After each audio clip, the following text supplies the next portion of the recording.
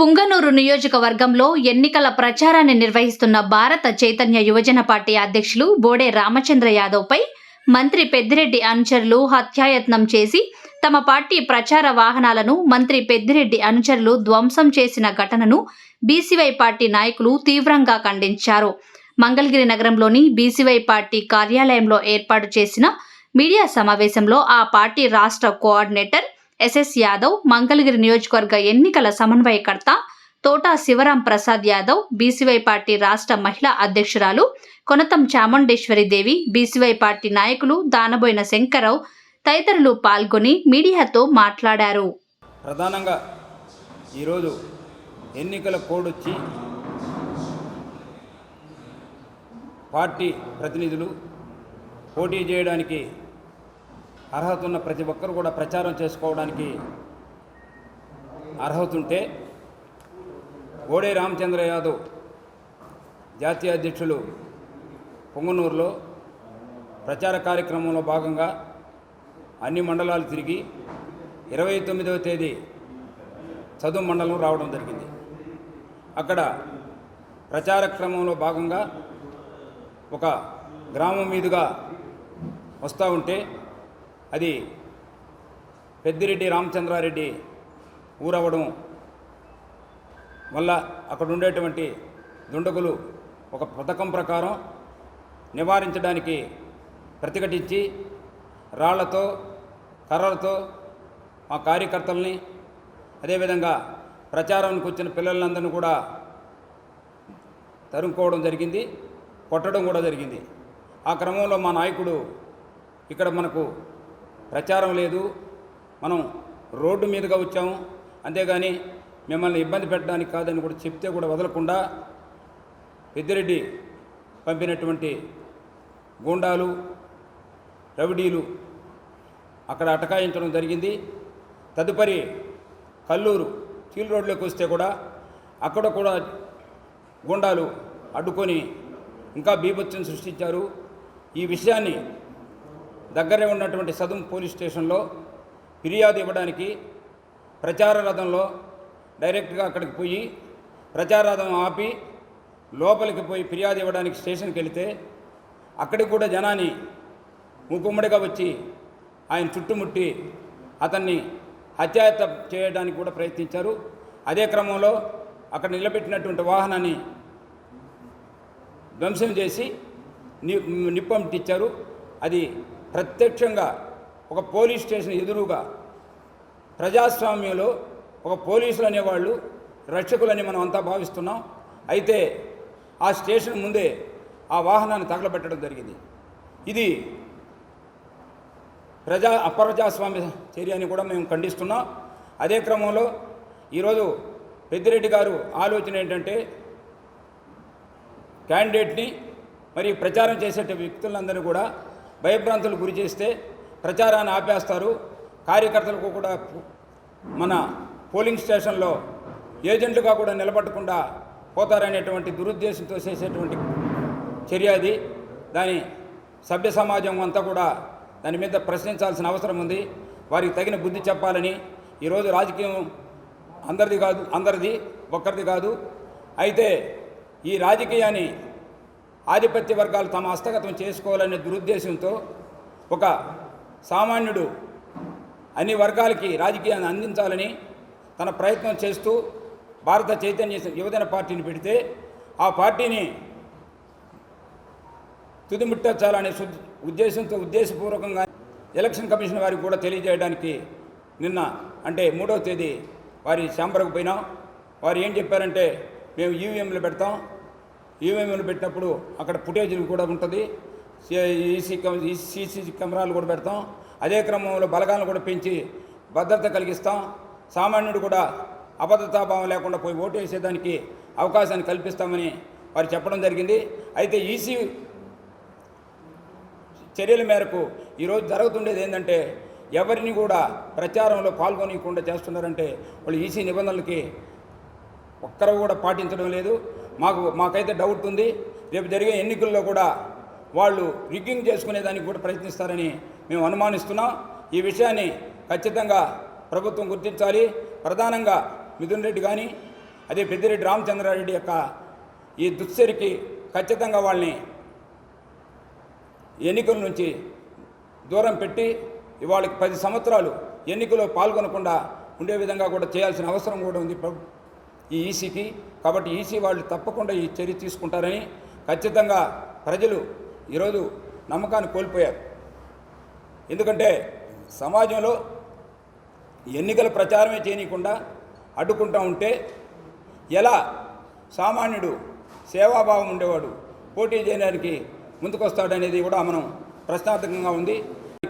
మన సభ్య సమాజంలో మన పౌరులందరూ కూడా వారికి సహకరిస్తారని ఈ సందర్భం అందరికీ కూడా తెలియజేస్తూ, తప్పకుండా ఈ సమాజంలో ప్రధానంగా మీరు అంటే మన మీడియా మిత్రులు, ప్రింట్ మీడియా కానీ ఎలక్ట్రానిక్ మీడియా కానీ ఈ విషయాన్ని ప్రజల్లోకి తీసుకుపోతారని ప్రగాఢ విశ్వాసంతో మీ ముందు ఈ విషయాన్ని తెలియజేయడం జరిగింది. ఖచ్చితంగా మీరు తెలియజేస్తారని మేము ఆశిస్తున్నాం. అదే క్రమంలో మేమంతా కూడా ఈ ఎన్నికల్ని ఒక ఛాలెంజ్గా తీసుకొని ముందుకు నడవడానికి ప్రయత్నిస్తున్నామని మీ అందరికీ కూడా తెలియజేస్తున్నాం. Thank you to all. ప్రజాస్వామ్యం కూడా అపహాస్యం అవుతుంది అనిపిస్తుంది చూస్తుంటే. ప్రజాస్వామ్య డెమోక్రసీ, మనము డెమోక్రాటిక్ కంట్రీగా ఏర్పడి ఇప్పటికి 75 సంవత్సరాలు అయింది. రాజ్యాంగం ప్రతి ఒక్కళ్ళకి ఇచ్చినటువంటి హక్కు ఇది. మన భారతదేశంలో ప్రతి 18 సంవత్సరాలు దాటినటువంటి ప్రతి వ్యక్తికి మనకు ఓటు హక్కు ఇచ్చారు. ఇది అందరినీ ఇన్వాల్వ్ చేయమన్నారు. ఏ విధమైనటువంటి కండిషన్స్ కూడా పెట్టలేదు. మామూలు అమెరికా అలాంటి చోట్ల అయితే కొన్ని కండిషన్స్ ఉంటాయంట. వాళ్ళు ఎడ్యుకేటెడ్ అయి ఉండాలి, వాళ్ళకి డిగ్రీ ఉండాలి, వాళ్ళకి కొంచెం నామినేట్ అయ్యి ఏవో ఉంటాయంట కండిషన్స్. మనకి ఏ విధమైనటువంటి కండిషన్స్ లేకుండా అందరికీ ఓటు హక్కు ఇచ్చి మీరందరూ కూడా ఈ ఎలక్షన్స్లో పార్టిసిపేట్ చేయండి, మీ నాయకుడిని మీరు ఎన్నుకోండి అని చెప్పినటువంటిది ఇది మనం చదువుకున్నాం. కానీ చదువుకున్నది వేరుగా ఉంది, వాస్తవమైనటువంటి పరిస్థితులు వేరుగా ఉన్నాయి. ఇవి మనందరం ఆలోచించాల్సిన విషయం. ఇక్కడ చదువుకున్న దాన్ని ఇక్కడ ఎక్కడా కూడా కనపట్టలేదు. పిల్లలందరూ అడుగుతున్నారు, ఇదేమి వ్యవస్థ, ఇదేంటి ఇలా ఉందని చెప్పని అడుగుతున్నారు. ఇప్పుడు ఈ విధమైనటువంటి రాజ్యాంగబద్ధంగా మనం ఏర్పరచుకున్నటువంటి ఈ వ్యవస్థని ఒక రాజకీయ నాయకులు వేరుగా అదేదో మోనోపలి లాగా రాచరిక వ్యవస్థగా మారుస్తున్నారు. ఇది రాచరికం కాదు, ఇది ప్రజాస్వామ్య వ్యవస్థ అని చెప్పని వాళ్ళు తెలుసుకొనే వచ్చారు. వాళ్ళు అఫిడవిట్లో సంతకాలు చేశారు, వాళ్ళు ఓటు తీసుకున్నారు. మేము డెమోక్రసీని కాపాడుతాము, మేము రాజ్యాంగాన్ని కాపాడుతాము, మీ అందరి హక్కుల్ని పరిరక్షిస్తాము, ప్రజల హక్కులు పరిరక్షిస్తామని చెప్పని వాళ్ళు ఓటు తీసుకొని వచ్చారు 3 సార్లు. ఇప్పుడు అఫిడవిట్ ఈ రోజున ఈ ఎలక్షన్ ఆయన పేరేంటండి, ఈవోనా ఈసీ ఎలక్షన్ కమిషనర్ కాదండి, ఇప్పుడు మనం సంతకం పెట్టి అఫిడవిట్ ఇస్తాం కదా, ఆర్ఓ, ఆయన రిటర్నింగ్ ఆఫీసర్ గారి దగ్గర కూడా ఓటు చేస్తారంట. నాకు ఆ సంగతి ఇంతకుముందు తెలియదు. రిటర్నింగ్ ఆఫీసర్ గారి దగ్గర ఓటు చేస్తారు, అసెంబ్లీలో ఓటు చేస్తారు, మళ్ళీ ఆయన పదవి తీసుకునేటప్పుడు ఓటు చేస్తాడు. ఇన్నిసార్లు ఓటు చేసినటువంటి ఇప్పుడు మనం మాట్లాడుకునేది భారత చైతన్య యువజన పార్టీ అనేది పొంగనూరులో ఆయన స్థాపించారండి. మన మంగళగిరిలోనే స్థాపించారు. పొంగనూరు వ్యక్తి ఆయన. పొంగనూరు నుంచి ఆయన 2 చోట్ల పోటీ చేస్తున్నారు. భారత చైతన్య యువజన పార్టీ అధ్యక్షుడు బోడే రామచంద్ర యాదవ్ గారు. ఆయన చాలా చిన్నవాడు, 40 సంవత్సరాల మనిషి. ఆయన వ్యాపారాలు ఉద్యోగాలు చేసుకుంటా ఉన్న మనిషి. ఆయన ఈ వ్యవస్థల గురించి ఆలోచించుకొని ఆయన చిన్నప్పటి నుంచి ఒక కళ ఉంది, మంచి వ్యవస్థను చూడాలని. దానికోసం అని చెప్పని ఆయన ఒక పార్టీనే పెట్టారు. ఆ పార్టీ పెట్టేసేసి అందరికీ ఇప్పుడు 50 మంది దాకా ఎమ్మెల్యే సీట్లు ఇచ్చారు, ఎంపీగా ఒక 8 మందికి సీట్లు ఇచ్చారండి. ఆయనే ఒక అధ్యక్షుడు అయ్యుండి ఈ రోజున ఆయన పడుతున్నటువంటి ఈ విధమైన డిస్టర్బెన్స్ మామూలు డిస్టర్బెన్స్ కాదు. 175 కాన్స్టిట్యున్సీల్లో మనం అందరం కూడా అన్ని చోట్ల బాగానే చేసుకుంటున్నాం క్యాంపెయిన్. మరి ఎందుకని ఆ పొంగనూరులో ఆ విధంగా క్యాంపెయిన్ చేసుకోలేని పరిస్థితులు వచ్చినాయి? 30 వాహనాలని పగలగొట్టి పడేసేసాడు అక్కడ ఉన్నటువంటి మంత్రి గారి మనుషులు, రౌడీలు 700 మంది దాకా వచ్చేసేసి వెంబడబడి అనమాట. ఆయనకి లాభం లేదనేసి చదువు పోలీస్ స్టేషన్కి వచ్చారు. తన క్యాన్వాయ్ అంతా తీసుకొని తను ఒక ఎక్కినటువంటి చైతన్య రథంలో నుంచి పోలీస్ స్టేషన్లో దిగి లోపలికి వెళ్ళారండి. వెనకాల తగలబెట్టేశారండి. పోలీస్ స్టేషన్లో తగలబెట్టారు. పోలీస్ స్టేషన్లో వాహనాన్ని తగలబెట్టారనంటే మనం రక్షణ కోసం పోలీస్ స్టేషన్లోకి పోతాం. అంటే ఈ మంత్రి గారు ఎన్నో సంవత్సరాలు బట్టి ఆయన ఉన్నట్ట. ఇప్పటికి 3 సార్లు 4 సార్లు కంటెస్ట్ చేస్తూ ఉన్నాడు. ఎమ్మెల్యేగా ఉన్నాడు, మంత్రిగా ఉన్నాడు, ఎన్నెన్నో వ్యాపారాలు చేసుకుంటున్నాడు. మొత్తం రాష్ట్రాన్నే ఆయన జగన్మోహన్ రెడ్డితో సమానంగా పరిపాలిస్తున్నట్టు ఆయన.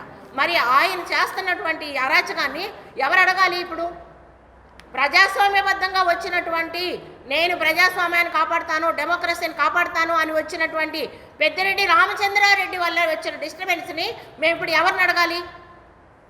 ఈ ముఖ్యమంత్రి గారి పక్కనే ఉంటాడు ఆయన. ఇప్పుడు దీనికి సమాధానం చెప్పేవాళ్ళు లేరు. భారత చైతన్య యువజన పార్టీ పెట్టుకొని మా అందరికీ అండగా నిలబడటం ఆయన చేసిన తప్ప. బోడే రామచంద్రరావు గారు చేసిన తప్పేంటి? ఇప్పుడు ఒక బీసీలకు అండగా వచ్చారు, మేమందరం ఆయన దేవుళ్ళగా కొలుచుకుంటున్నాము. ఒక గొప్ప వ్యక్తి వచ్చాడు, ఒక ఐడియాలజీ పర్సన్ వచ్చాడు, ఒక చిన్నవాడు వచ్చాడు, ఏ విధమైనటువంటి ఆయనలో కల్మషం లేనటువంటి వ్యక్తి వచ్చాడు. ఈ రోజున ఆ వచ్చిన ఆయన్ని మేమందరం ఆయన సపోర్ట్గా వెళ్ళాము. ఈ రోజున అక్కడ తరిమి కొట్టడమే కాక ఆయన అంటే ఇప్పుడు ప్రచారం చేసుకుంటుంటే ఆయన మర్డర్ కేసు పెట్టారండి ఆయన మీద. ప్రచారం చేసుకుంటా ఉన్న మనిషి, ఒక ఐడియాలజీ పర్సన్, ఒక ఎడ్యుకేటెడ్ పర్సన్, ఏ విధమైనటువంటి స్మగ్లింగ్లు ఏమీ తెలియవు అలాంటివి కాలం వాళ్ళు ఆ ఊర్లో ఉన్నంత కాలము ఆ ఊర్లో ఎలక్షన్స్లో పార్టిసిపేట్ చేశారు అని అంటే elections there is no value. ముందు అక్కడి నుంచి వాళ్ళని డిస్మిస్ చేసేయాలా, వాళ్ళని డిస్క్వాలిఫై చేయాలా, ఏదో ఒకటి చేయండి. ఏం చేస్తారో మాకు తెలియదు. మాకు మాత్రం ప్రజలకి రక్షణగా ఎలక్షన్ కమిషన్ ఉండాలి, ఓటర్లకు రక్షణగా ఎలక్షన్ కమిషన్ ఉండాలి. అందరూ కలిసి ఎలక్షన్స్ సజావుగా జరిగేలాగా చూడాలి.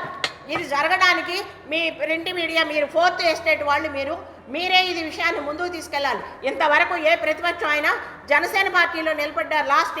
Last time Janasena party Pawan Kalyan కూడా ఆయనంటే ఏం తెలుసు, ఆయన కూడా ఇవాళ వరకు ఖండించలేదు. ఒక చంద్రబాబు నాయుడిని పొంగనూరులో జరిగిన డిస్టర్బెన్స్కి ఈయన చంద్రబాబు నాయుడికి సపోర్ట్గా వెళ్ళి ఆయనతో పాటు అరెస్ట్ అయినటువంటి వాళ్ళ ఫ్యామిలీస్కి అందరికీ సపోర్ట్ వెళ్ళారు. బోడే రామచంద్ర యాదవ్ గారు అన్కండిషనల్గా ఆయన సర్వీస్ చేస్తారండి. అన్కండిషనల్గా సర్వీస్ చేసే మనిషి ఆయన వీళ్ళకి సపోర్ట్గా నిలబడి వాళ్ళ ఫ్యామిలీలకు డబ్బులు ఇచ్చి వాళ్ళ ఫ్యామిలీలకు సపోర్ట్గా ఉన్నారు. వాళ్ళ అరెస్ట్ అయిన వాళ్ళు బయటకు వచ్చేంత వరకు, చంద్రబాబు నాయుడు బయటకు వచ్చేంత వరకు ఈయన ఎంత సపోర్ట్గా ఉన్నారు. మరి ఏం ఆ మాత్రం కాన్షియస్ లేదా? చంద్రబాబు నాయుడుకి అంత సపోర్ట్గా ఉంటే ఆయన ఆ మాత్రం తెలుసుకోలేరా? ఒక చిన్నవాడే పాలిటిక్స్లోకి వచ్చాడు, నీ కొడుకు వయసు కూడా కంటే చిన్నవాడు, 40 సంవత్సరాలు. మరి ఏమి చదువుకున్న ఒక ఎడ్యుకేటెడ్ పర్సన్ ఎంకరేజ్ చేస్తే ఏమైంది? బీసీలు రాజకీయాల్లోకి రాకూడదని ఏంటి ఇలా పట్టుదల? బీసీలు రాజకీయాల్లోకి వస్తే వీళ్ళకి ఎంత ఇబ్బంది కలుగుద్దా? బీసీ ఒక అతను రాజకీయాల్లోకి ఈరోజు వచ్చాడని డే 1 నుంచి అన్నమాట ఎంబడబడుతున్నారు వీళ్ళు. ఈ పార్టీ ఆ పార్టీ లేదు. మన స్టేట్ బ్యాంకు వాళ్ళు చెప్పారు కదా, ఈయన దగ్గర నుంచి 40,000 కోట్లు చంద్రబాబు నాయుడు దానిలోకి వెళ్ళి పెద్దిరెడ్డి నుంచి పొంగనూరు ఇద్దరి మధ్యలో ట్రాన్సాక్షన్స్ జరిగినాయి, అన్ని వేల కోట్లు జరిగినాయి. ఈ స్టేట్ బ్యాంకు వాళ్ళు చెప్పారు. అది ఏం కేసు అండి? అది బోడే రామచంద్రరావు గారి యాదవ్ గారి మీద ఏ కేసులు ఉండకూడదు, ఉండాల్సిన పని లేదు. ఇవన్నీ మ్యానిపులేటెడ్ కేసెస్. అస్సలు ఆయన కేసు పెట్టే అవసరమే లేదు. ఒక జెన్యూన్ పర్సన్, ఆయన క్యారెక్టర్ చూడండి, ఆయన కాండక్ట్ చూడండి. ఎక్కడన్నా ఇంతకుముందు ఎప్పుడైనా ఇలాంటి స్ట్రగుల్ చేశారైనా? ఆ చెయ్యని మనిషి మీద ఈ విధమైన కేసులు పెట్టేసేసి ఆయన ఇప్పుడు ఎలక్షన్కి దూరంగా పెట్టి దేనికి పెట్టారు? ఎలక్షన్ కమిషన్ చూసుకోవద్దా ఈ విషయం? మీ ఇష్టం వచ్చేట్టు చేసేస్తారా? మీ ఇష్టమా? అసలు ప్రజాస్వామ్యంలో ప్రజలకు హక్కులు ఉన్నాయా లేవా? కాన్స్టిట్యూషన్ మాకు హక్కులు ఇచ్చిందా లేదా? ఈ హక్కుల్ని కాపాడేవాళ్ళు ఎవరు? ఇది మేము అందరినీ కోసం చేస్తున్న వ్యవస్థలన్నింటినీ. జగన్మోహన్ రెడ్డి ఈ రోజున మేము అన్ని వ్యవస్థలు కాపాడుతానని వచ్చి ఆయన కానీ ఆయన మంత్రులు కానీ ఈ విధమైన డిస్టర్బెన్స్ చేస్తా 30 మంది వ్యాన్లు తగలబెట్టడమే కాదు, ఇప్పుడు 15 మంది మనుషుల్ని అరెస్ట్ చేసేసి ఎక్కడ పెట్టారో తెలియదు. వాళ్ళని ఇష్టం వచ్చి వాళ్ళలో సైంటిస్టులు కూడా ఉన్నారు. మేమందరం ఎడ్యుకేటెడ్ పీపుల్ అండి, ఆల్ ఆర్ ఎడ్యుకేటెడ్ పీపుల్. ఎవరు కూడా మామూలు వాళ్ళు లేరు. ఎందుకోసం వచ్చాం? మేమంతా సొసైటీ కోసం వచ్చాం. సొసైటీ పట్టించుకోకపోతే ఏం చేయాలి? ఇప్పుడు ఏం పని లేకుండా వచ్చారు అందరూ. వాళ్ళ ఉద్యోగాలు మానుకొని, వ్యాపారాలు మానుకొని సొసైటీ కోసం వచ్చాం. సొసైటీ కోసం మంచి సొసైటీని చూడాలని మ్యానిపులేటెడ్ సొసైటీ భిన్నంగా ఒక మంచి వ్యవస్థను ఏర్పరిచారు ఆయన.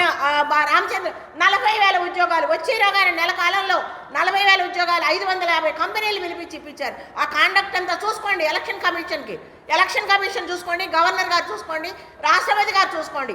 ఇక్కడ అసలు మీరు ఇక్కడ ప్రెసిడెంట్ రూల్ పెట్టాల్సిందే. ఈ పెద్దిరెడ్డి రామచంద్ర గారి ఆ ఊర్లో ఉన్నంతకాలం పొంగనూరులో ఎలక్షన్స్కి విలువే లేదు.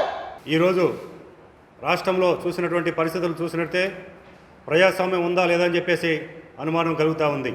పొంగనూరులో, మంగళగిరిలో 2 చోట్ల ఎమ్మెల్యే అభ్యర్థిగా పోటీ చేస్తున్నారు. అయితే ఈ రాష్ట్రంలో ఒక ప్రత్యామ్నాయమైనటువంటి రాజకీయ మార్పును తీసుకురావడానికి బడుగు బలహీన వర్గాల ప్రజలను అసెంబ్లీలోకి ప్రవేశపెట్టే ఉద్దేశంతో ఆయన ఈ పార్టీని పెట్టడం జరిగినది. కానీ కొన్ని దుష్ట శక్తులు, కొన్ని దుష్ట పార్టీలు ఈ పార్టీని అణచివేసి రామచంద్ర యాదవ్ గారిని బడుగు బలహీన వర్గాలకు అధికారం చేరువ కాకుండా ఆ పార్టీని ఎదగకుండా చేయడానికి కుట్ర పన్నుతున్నారు. దీన్ని అంతటిని కూడా మేము తీవ్రంగా ఖండిస్తున్నాం. మేము ఒకటే తెలియజేస్తున్నాం, ప్రస్తుతం ఎలక్షన్ కమిషన్ ఆఫ్ ఇండియా ఈ రాష్ట్రంలో ఏది జరుగుతుందో ప్రతి పిన్ టు పాయింట్ ప్రతిదీ కూడా మీకు తెలుసు. అక్కడ పొంగనూరులో కానీ ఇక్కడ మంగళగిరిలో కానీ ప్రజాస్వామ్యంలో ఎవరైనా పోటీ చేసే హక్కు ఉంది. హక్కును కూడా ప్రతి అందరూ సామాన్య ప్రజలకు కూడా అందించాల్సిన అవసరం ఉంది. కానీ ఈరోజు వ్యవస్థలన్నింటినీ కూడా భ్రష్టు పట్టించి అధికారులను అక్కడ ఎలక్షన్ సిబ్బందిని పొంగనూరులో ఉన్నటువంటి ఎలక్షన్ సిబ్బందిని అధికారులను బదిలీ చేయాలని చెప్పేసి మేము ఎలక్షన్ కమిషన్ వారిని కలవడం జరిగినది. కానీ ఇంతవరకు దానిపైన చర్య తీసుకోలేదు. దానిపైన తక్షణమే చర్య తీసుకోవాలని చెప్పేసి మేము కోరుతున్నాం. ప్రజాస్వామ్యంలో ఎవరైనా పోటీ చేసే హక్కు ప్రతి ఒక్క సామాన్య పౌరుడు కూడా ఉంటుంది. ఏ పార్టీ గెలవాలి ఓడాలి అనేది డిసైడ్ చేసేది ప్రజలు మాత్రమే. అంత మాత్రాన పెద్దిరెడ్డి రామచంద్రారెడ్డి భయపడాల్సిన అవసరం లేదు. ప్రజలు డిసైడ్ చేస్తారు, రామచంద్ర యాదవ్ గారు గెలవాలా, పెద్దిరెడ్డి రామచంద్రారెడ్డి గారు గెలవాలా అనేది ప్రజలు డిసైడ్ చేస్తారు. అంత మాత్రాన అక్కడ అరాచక శక్తులు బయలుదేరి అక్కడ వాహనాలు తగలబెట్టడం కానీ, ఇక్కడ మన మంగళగిరి నియోజకవర్గంలో చూసినట్లయితే కొన్ని ప్రాంతంలో వైసీపీ ప్రభుత్వం వాళ్ళు కూడా కొన్ని చోట్ల రామచంద్ర యాదవ్ గారి మీద కక్షతోటి కొన్ని పనులు చేస్తున్నారు. అవి ఏమాత్రం మంచిది కాదని చెప్పేసి మన బీసీ ఎస్సీ ఎస్టీ మైనారిటీలు అగ్రవర్ణాలు ఉన్న నిరుపేదలందరూ కూడా తెలియజేస్తున్న సందర్భంగా ప్రజాస్వామ్యంలో మీ ఓటు ద్వారా చూపించండి. మీకు ఇష్టం లేకపోతే, ఈ నాయకుడు ఇష్టం లేకపోతే మీకు ఇష్టమైన నాయకుడికి ఓటు వేసి ఓటు ద్వారా మీరు బుద్ధి చెప్పండి. అంతేగాని ప్రచార వాహనాలు దహనం చేయటమో, వ్యక్తుల్ని హింస పెట్టడమో, వాళ్ళని గాయపరచడం చేస్తే దానికి మనం తగిన మూల్యం చెల్లించుకోవాల్సి వస్తుంది. కావున తక్షణమే ఈ సందర్భంగా మేము తెలియజేస్తున్నాం, భారత చైతన్య యువజన పార్టీ ఎన్నికల గుర్తు చెరుకు రైతు గుర్తుపైన పొంగనూరులో మంగళగిరిలో ఓటు వేసి ఈ పార్టీని అత్యధిక మెజారిటీతో గెలిపించాలని చెప్పేసి మీడియా ముఖంగా మరొకసారి తెలియజేస్తూ అందరికీ నమస్కారాలు తెలియజేస్తున్నాం.